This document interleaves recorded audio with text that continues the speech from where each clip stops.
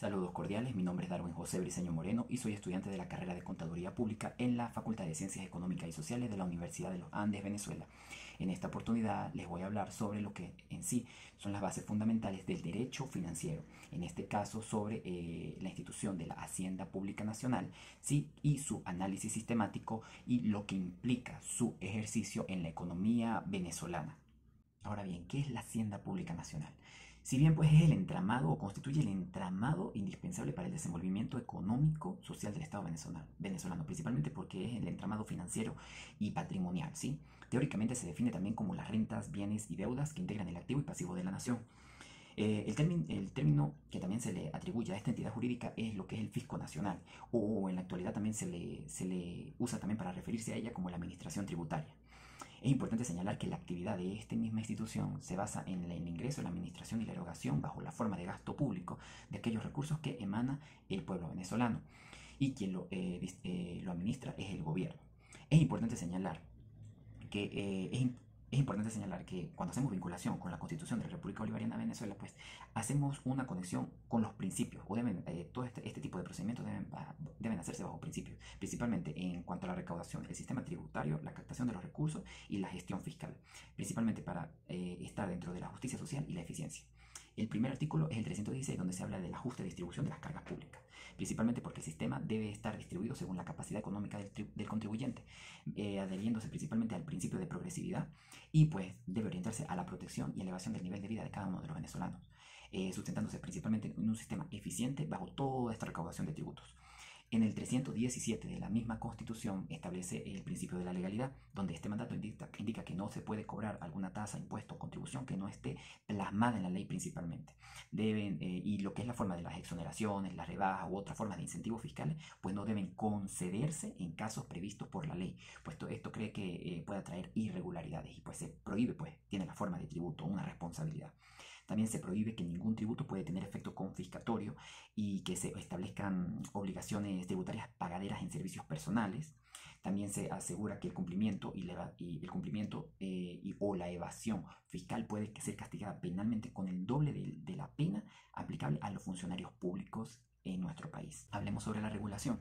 Si bien la regulación integral de la administración financiera y patrimonial de la República se encuentra dispersa en diversas leyes, principalmente en el decreto de la Ley Orgánica de la Administración Financiera en el Sector Público, que deroga parcialmente a la antigua Ley Orgánica de la Hacienda Pública, y también tenemos al COT, que es el Código Orgánico Tributario, que como ley especial juega un papel regulador clave sobre su sistema tributario.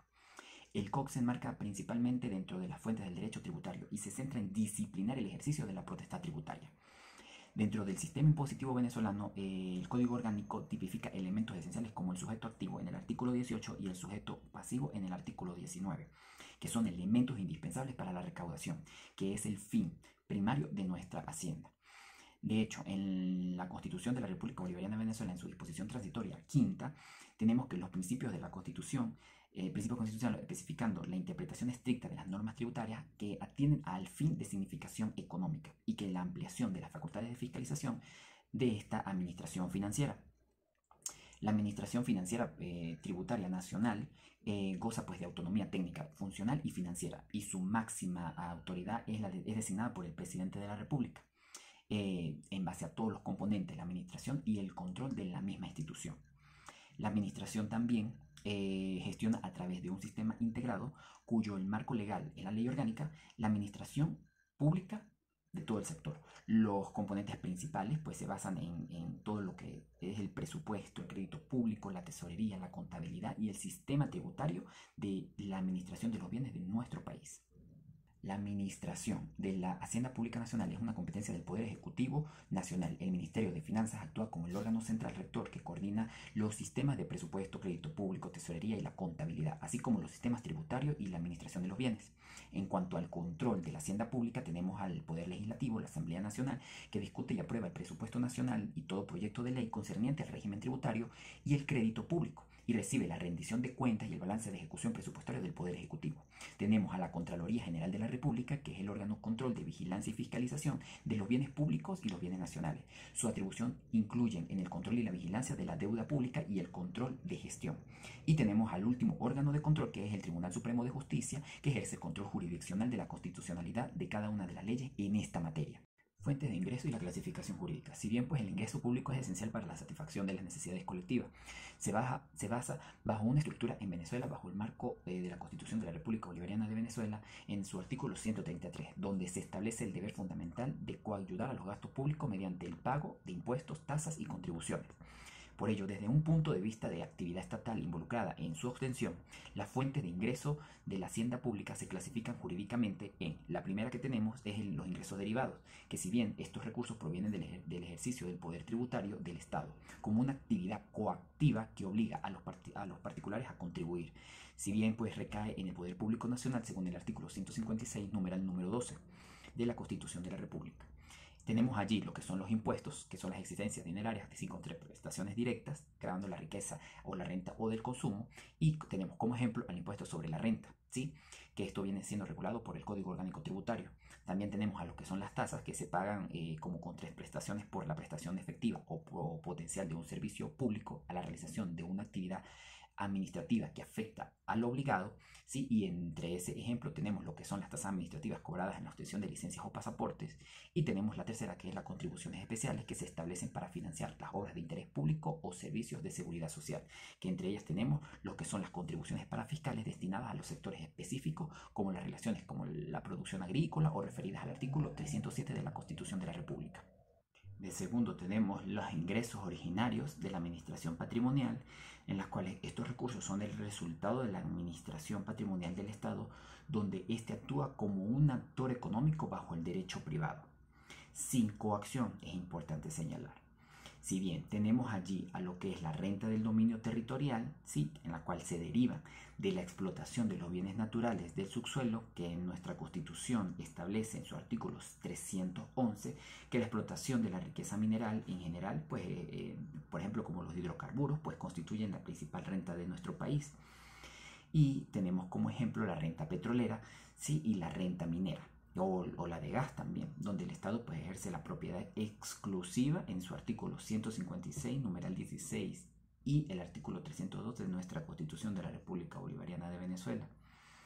Tenemos también la renta de dominio comercial empresarial, donde provienen de las ganancias de empresas públicas o de la administración de bienes nacionales, y que tenemos como ejemplo en nuestro país aquellos dividendos generados por la participación del Estado en empresas estratégicas como lo que es PDVSA, o en el cumplimiento del artículo 303 de la Constitución de la República Bolivariana de Venezuela, y aquellos ingresos de arrendamiento de bienes.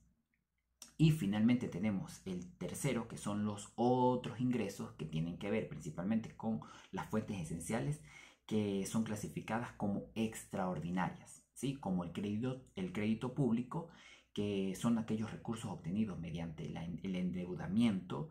Estas operaciones por lo general pues requieren la autorización de una ley especial que la apruebe de acuerdo al artículo 312 de nuestra Constitución, ¿sí? Y en este caso pues tenemos como los ejemplos de la emisión de los bonos de la deuda pública o la contratación contratación de los préstamos internacionales.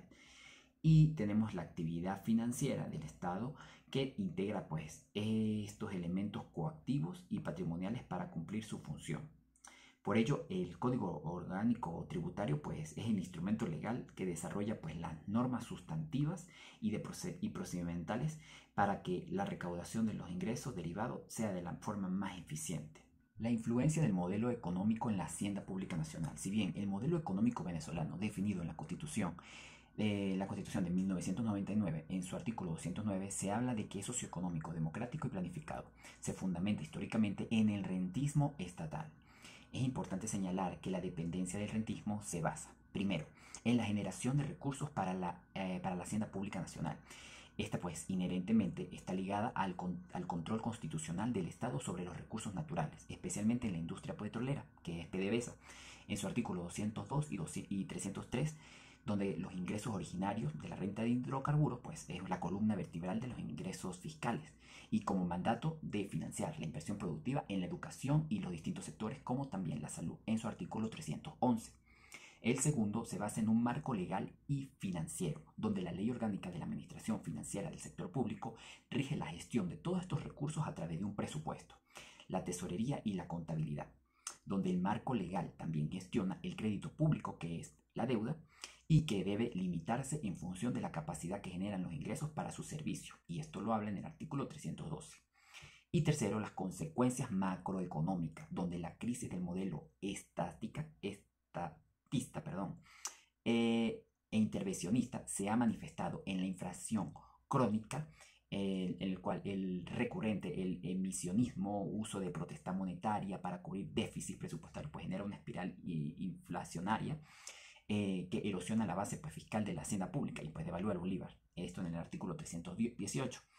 Y tenemos también lo que es la crisis de la redistribución, donde el aumento excesivo de los gastos públicos, pues del Estado principalmente, pues no es compensado para la creación de la riqueza, sino ha conducido a un déficit presupuestario insostenible. Y tenemos lo que es la dolarización informal, donde la estabilidad de la moneda nacional, pues exacerbada, pues por la caída de la renta petrolera, pues ha obligado a unas adaptaciones a una nueva dinámica de ingresos y de gastos, pues en un entorno de alta incertidumbre en cuanto al escenario económico de nuestro país. Ahora bien, la inversión pública, ingresos y gastos en el Estado venezolano. Si bien el manejo de estos recursos públicos en Venezuela se rigen por principios de eficiencia, solvencia y transparencia, principalmente en la responsabilidad de equilibrio fiscal, esto que provee en el artículo 311 de la Constitución, pues buscando el bienestar y la prosperidad nacional en cuanto a sus ciudadanos.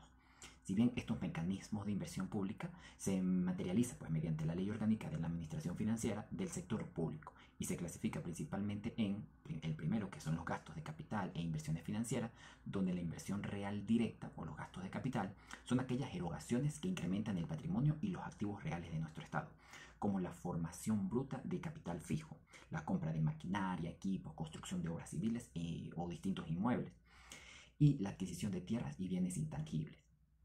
Si bien también tenemos las transferencias y donaciones de capital, que son aquellos pagos sin contraprestación, destinados específicamente en la inversión por parte de los receptores, ¿sí? Esto está principalmente situado constitucional y bajo el Fondo de Compensación Interterritorial. Y tenemos lo que son las inversiones financieras, que son aportes en acciones y participaciones de capital en empresas públicas o la concesión de préstamos a otros organismos como fines de política gubernamental. Por ello, la fundamentación constitucional establece que la renta derivada de la explotación de la riqueza del subsuelo, como el petróleo y los minerales, pues deben destinarse a financiar la inversión real productiva. La educación y la salud pues son sectores de prioridad, esto en el artículo 311, y el Estado debe pues destinar un mínimo del 50% de lo situado constitucionalmente a esa inversión en su artículo 167 de la misma.